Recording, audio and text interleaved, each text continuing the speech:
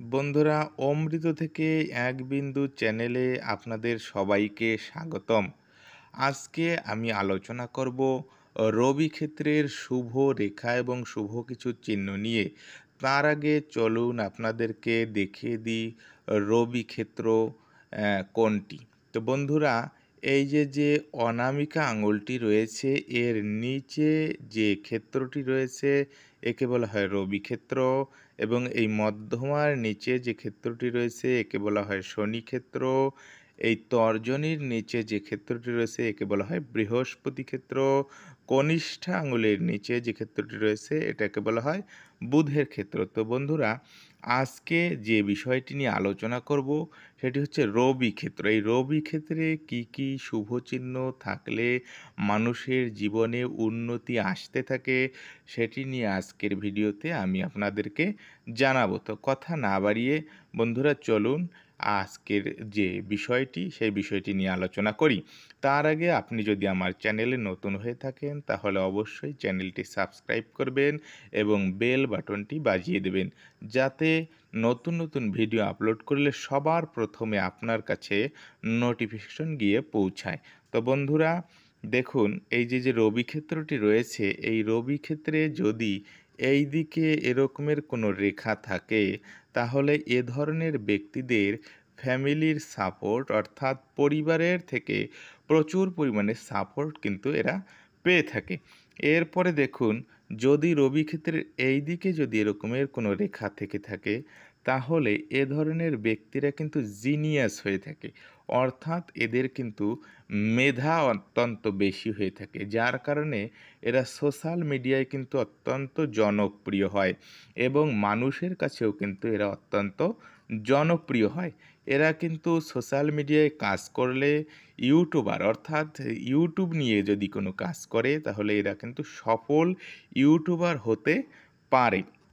এরপরে দেখুন, যদি রবি ক্ষেত্রে একটি সুন্দর স্পষ্ট রবিরেখা থাকে, দীর্ঘ রবিরেখা থাকে, তাহলে এ ধরনের ব্যক্তিদের কিন্তু সরকারি চাকরি হওয়ার সম্ভাবনা অত্যন্ত বেশি থাকে। যদি সরকারি চাকরি না হয় তবে এদের কিন্তু বড়সড় কর্মযোগ সৃষ্টি হয়। যে কোনো ক্ষেত্রে কিন্তু এরা, ব্যবসা হোক কিংবা কোম্পানির চাকরি হোক, এরা কিন্তু যথেষ্ট উন্নতি করে থাকে।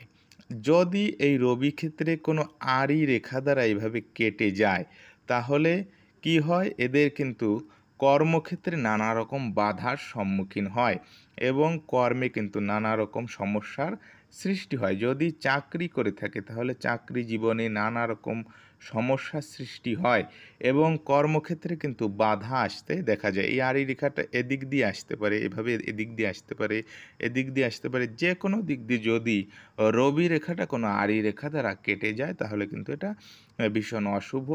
এতে কর্মক্ষেত্রে নানা রকম বাধার সৃষ্টি হয়। এরপরে দেখুন, রবি ক্ষেত্রে যদি ভি সাইন থাকে, এরকমের যদি ভি সাইন থাকে কিংবা এরকমের যদি ত্রিশূলের মতো সাইন থাকে তাহলে কিন্তু এই চিহ্নটি থাকলে সেই জাতকের ক্ষেত্রে অত্যন্ত শুভ বলে মনে করা হয়।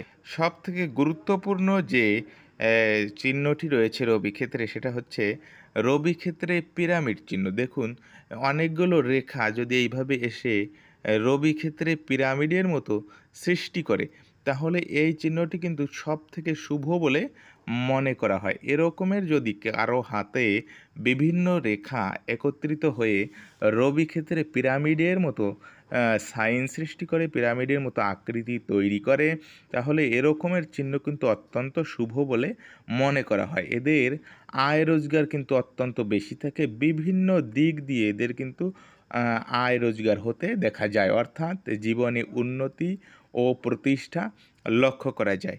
তো বন্ধুরা, আপনাদের হাতের সঙ্গে মিলিয়ে দেখবেন, যদি আপনাদের হাতে এরকমের শুভ রেখা রবি ক্ষেত্রে থেকে থাকে তাহলে আপনি অত্যন্ত সৌভাগ্যবান। অবশ্যই আপনি সৌভাগ্যবান যদি আপনার চাকরি না হয় কিংবা কোনো ব্যবসা বাণিজ্য না করেন তাহলে ভবিষ্যতে অবশ্যই আপনার চাকরি হবে এবং আপনার আয়, উন্নতি, ব্যবসা বাণিজ্য অত্যন্ত ভালো হবে। তো বন্ধুরা, আপনার হাতের রেখার সঙ্গে মিলিয়ে দেখবেন, যদি মিলে যায় অবশ্যই আমার ভিডিওতে একটি লাইক করবেন এবং সাবস্ক্রাইব করে আমার সঙ্গে থাকবেন এবং কমেন্ট করে আপনি আপনার গুরুত্বপূর্ণ মতামত অবশ্যই আমাকে জানাবেন এবং বেশি বেশি করে শেয়ার করবেন। তো বন্ধুরা, ভিডিওটি শেষ পর্যন্ত দেখার জন্য আপনাকে অসংখ্য ধন্যবাদ, অসংখ্য ধন্যবাদ।